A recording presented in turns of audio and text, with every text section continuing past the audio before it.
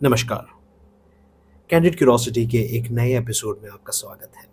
इस एपिसोड में हम आपको अयोध्या नगरी ले चलेंगे, जहाँ पे हमने रामलला जी के दर्शन के सौभाग्य प्राप्त किए और आसपास के दृश्य को देखे। इन्हीं चीज़ों को व्यक्त करने के लिए हम रामचरितमानस से उत्तरकांड को आपके सामने पढ़ने का प्रयत्न करेंगे। मेरा श्री राम जी के अयोध्या लौटने की अवधि का बस एक ही दिन बच गया, जिसके कारण नगर के लोग बहुत अधीर हो रहे हैं। राम के वियोग में दुबले हुए स्त्री पुरुष जहां तहां सोच विचार कर रहे हैं कि श्री राम जी क्यों नहीं लौटे। लेकिन देखते ही देखते सब सुंदर शकुन होने लगे और सभी नगरवासियों के मन प्रसन्न हो गए। नगर भी चारों ओर से रमणीक हो गया, मानो ये सब के सब चिन्ह प्रभु के आने की सूचना दे रहे हों।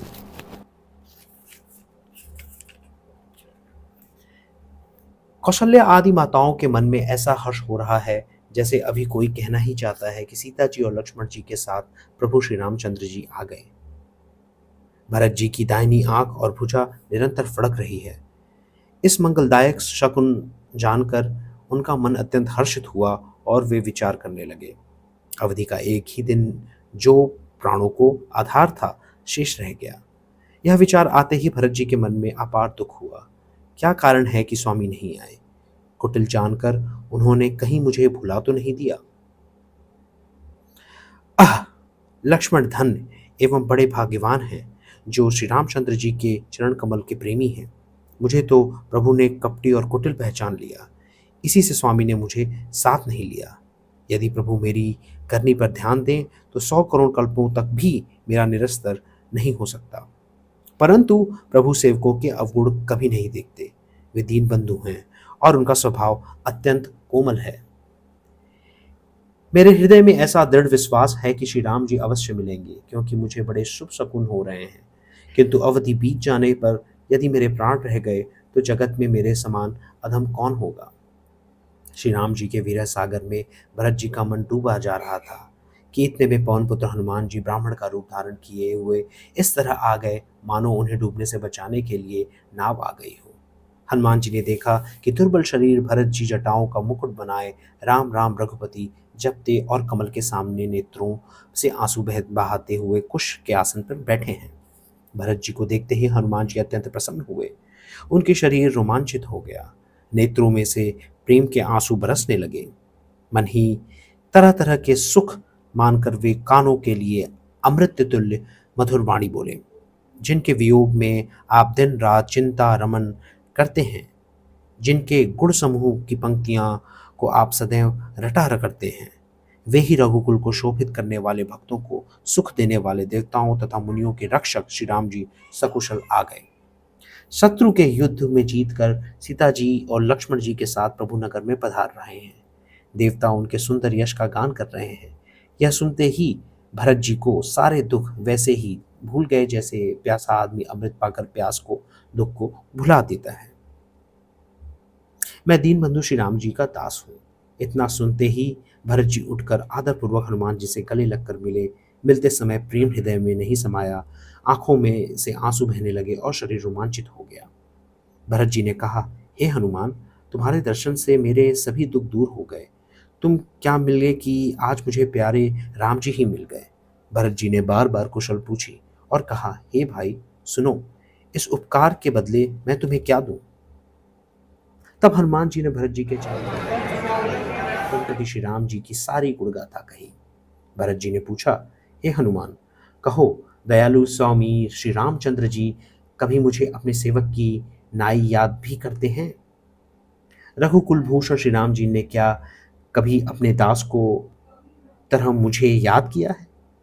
भरत जी के अत्यंत विनीत वचन सुनकर हनुमान जी पुलकित तन होकर उनके पैरों पर गिर पड़े और मन में विचारने लगे कि जो चराचर जगत के स्वामी हैं, वे श्री रघुनाथ जी अपने श्रीमुख से जिनके गुण समूह वर्णन करते हैं, वे भरत जी ऐसे विनीत, परम पवित्र और सद्गुणों के सागर क्यों ना हो। हनुमान जी ने कहा, हे नाथ, आप श्री राम जी को प्राणों से के समान प्यारे हैं। हे तात, मेरा यह वचन सत्य है। यह सुनकर भरत जी बार बार मिलते हैं, हर्ष उनके हृदय में नहीं समाता। फिर भरत जी के चरणों में प्रणाम कर हनुमान जी तुरंत श्री राम जी के पास लौटे और जाकर उन्हें सारी कुशल कही। तब प्रभु श्री रामचंद्र जी प्रसन्न होकर विमान पर चढ़कर चले। भरत जी भी प्रसन्न होकर अयोध्यापुरी आए और उन्होंने आकर गुरु जी को सारा समाचार कह सुनाया। फिर राजमहल में बात जानकी जी से जानकर श्री रघुनाथ जी सुकुशल नगर आ रहे हैं। श्री रघुनाथ जी के आने का समाचार सुनते ही सब माताएं उठ दौड़ी। भरत जी ने प्रभु की कुशल कहकर सबको समझाया। जब नगर निवासियों ने यह समाचार पाया तब स्त्री पुरुष सभी उल्लासित होकर दौड़े। श्री राम जी के स्वागत निमित्त दही, दूब, गुरोचन, फल फूल और मंडल के मूल, नवीन तुलसी दल आदि वस्तुएं सोने के थालों में भर भर कर सौभाग्यवती गजगामिनी स्त्रियां उन्हें लेकर मंगल गीत गाती हुई चली। जो जिस दशा में है वे उसी दशा में उठ दौड़ते हैं। जल्दी में बालकों और बूढ़ों को कोई साथ नहीं लाते। वे एक दूसरे से पूछते हैं, भाई तुमने कृपालु श्री रघुनाथ जी को देखा क्या? यह जानकर कि प्रभु आ रहे हैं अवधपुरी संपूर्ण शोभाओं की खान को हो गई। सरयू जी अति निर्मल जल वाली हो गईं और तीनों प्रकार की सुहावनी वायु बहने लगी। गुरु वशिष्ठ जी, कुटुंबियों, छोटे भाई, शत्रुघ्न तथा ब्राह्मणों के समूह के साथ प्रसन्न होकर भरत जी कृपाधाम श्री राम जी के सामने अत्यंत प्रेम पूर्वक मन से उनकी अगवानी के लिए चले। बहुत सी स्त्रियां अटारियों पर चढ़कर आकाश में विमान देख रही हैं और उसे आते देख प्रसन्न होकर मधुर स्वर में सुंदर मंडल गीत गा रही हैं। रघुपति पूर्णिमा के चंद्रमा हैं तथा अयोध्या समुद्र है जो उस पूर्ण चंद्र को देखकर हर्षित हो रहा है और कोलाहल करता हुआ बढ़ रहा है। इधर उधर लहराती दौड़ती हुई स्त्रियां उसकी तरंगों के सामने दिखती हैं। इधर विमान पर बैठे सूर्य कुल रूपी कमल को खिलाने वाले सूर्य श्री राम जी वानरों को मनोरम नगर दिखला रहे हैं और कहते हैं, हे सुग्रीव, हे अंगद, हे लंकापति विभीषण, सुनो, यह अयोध्यापुरी पवित्र है और यह देश सुंदर है। यह सुंदर नगरी मेरे जन्मभूमि है। इसके उत्तर दिशा में पवित्र सरयू बहती है जिसमें स्नान करने से मनुष्य बिना किसी प्रयास के मेरे समीप मुक्ति पा जाता है। अयोध्या के निवासी मुझे अत्यंत प्रिय हैं। यह पूरी मेरे परम धाम को देने वाली और सुख की राशि है। प्रभु की वाणी सुनकर सब वानर प्रसन्न हुए और कहने लगे कि जिस अयोध्या की स्वयं श्री राम जी ने प्रशंसा की वह सचमुच धन्य है। जब दया सागर भगवान श्री रामचंद्र ने सब लोगों को आते देखा तब उन्होंने विमान के नगर के निकट उतरने के लिए प्रेरित किया। तब वह भूमि पर उतरा।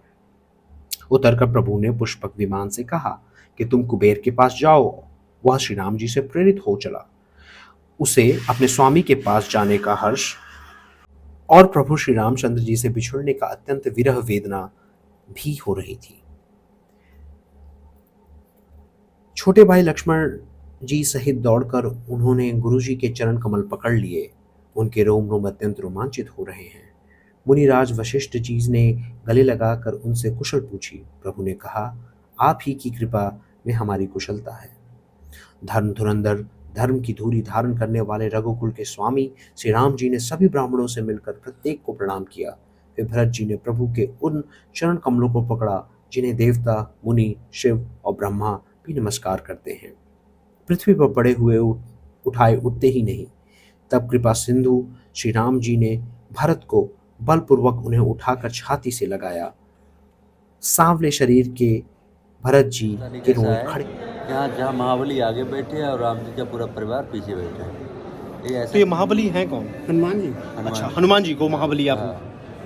और क्या हुआ कि ऐसा क्यों है कि आगे क्यों महाबली या पीछे राम द्वारा क्यों पहली बार ऐसा है?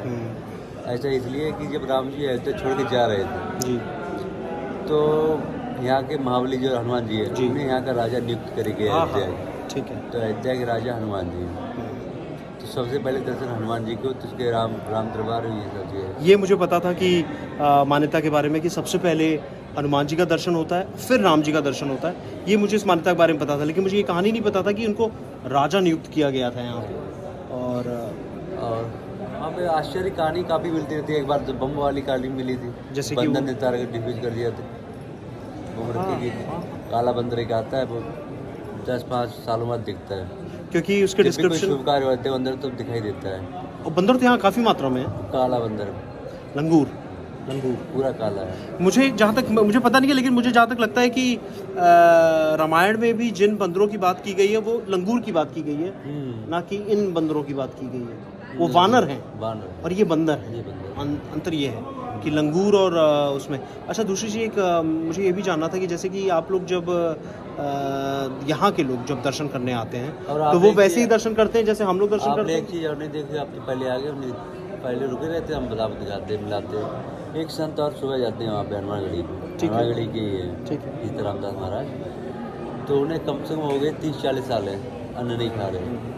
एक फल लेते, पूरे दिन में खाते एक फल, और रामायण पूरे दिन रामायण पढ़ते, भाई सिर रख के सो जाते हैं, वहीं बैठे रहते पूरे दिन। क्योंकि वहाँ जितने लोग भी बैठे थे सिर्फ सीताराम सीताराम सीताराम सीताराम कहते थे, दूसरा और कुछ भी नहीं बोल रहे थे। महाराज जी गद्दी पर पहुंचे थे, वो निकल के महाराज जी गद्दी बैठे, सबसे प्रेमदास बड़ी- जी। सबसे बड़ी सिद्ध बेटी ये आपके यहाँ के पूर्वांचल नेता निकल जाए, ब्रजभूषण सड़क, जी, ब्रिजभूषण शर्मा। हनुमानगढ़ी से ही निकले हुए हैं। तो अच्छा, आपको लगता है कि मतलब कि करके वहां से आगे बढ़े।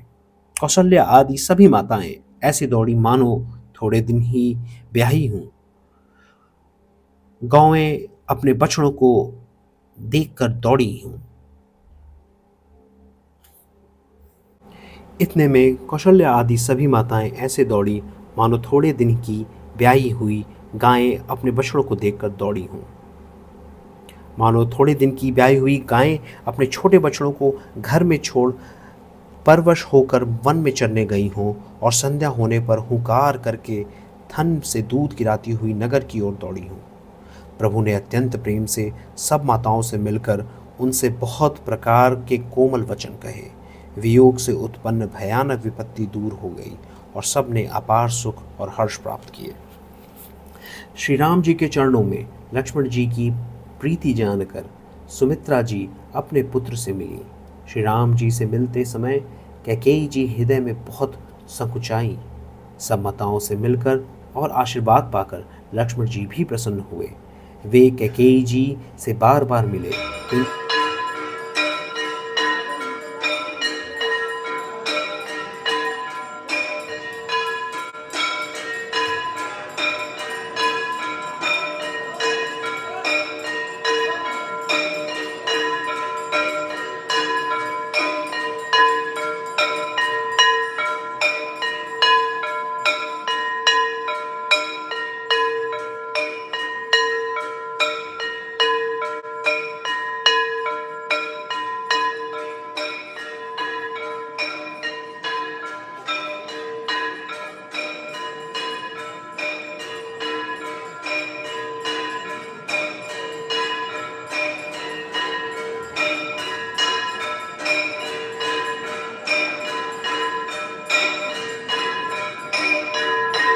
सब माताएं श्री रघुनाथ जी के कमल से मुखड़े को देख रही हैं।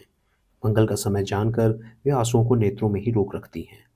सोने के थाल से वे आरती उतारती हैं और बारंबार प्रभु की को निहारती हैं। वे नाना प्रकार से निछावरें करती हैं और हृदय में परमानंद तथा हर्ष का अनुभव करती हैं। कौशल्या जी बार बार दयासागर रणधीर श्री रघुवीर को देख रही हैं। वे बार बार अपने मन में यही विचारती हैं कि इन्होंने लंकापति रावण को कैसे मारा होगा। मेरे ये दोनों बच्चे अत्यंत सुकुमार हैं और राक्षस तो बड़े भारी योद्धा और पराक्रमी थे। माता कौशल्या जी लक्ष्मण जी और सीता जी के साथ प्रभु श्री रामचंद्र जी को देख रही हैं। उनका मन परमानंद में डूबा हुआ है।